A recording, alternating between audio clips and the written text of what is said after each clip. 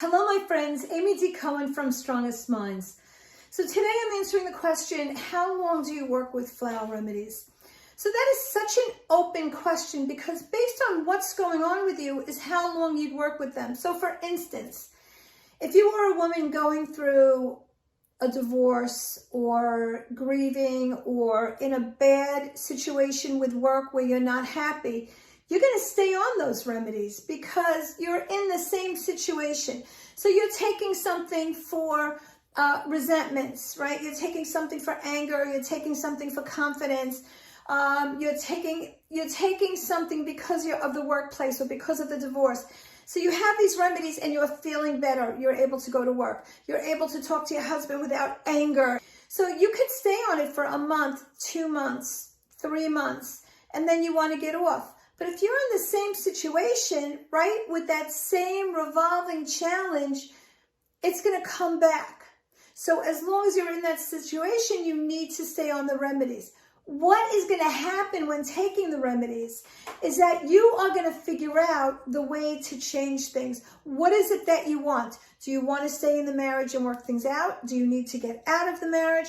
All of those things that are inside your soul are going to come out and you're going to start moving towards what those goals are, what your soul needs next. That's what's going to happen. So when I work with children on the spectrum or children with anxiety or fears, it can be 3 months and they're back to themselves. And I'll say to you, okay, get a bottle and hold on to it whenever something happens at school or there's a setback. Give them a dose and they should be fine. With women, I work in programs, 6-month programs to get you to where you want to be. Because women are multitaskers and everybody needs a coach or someone to bounce things off of and someone to give guidance to get you to your next purpose.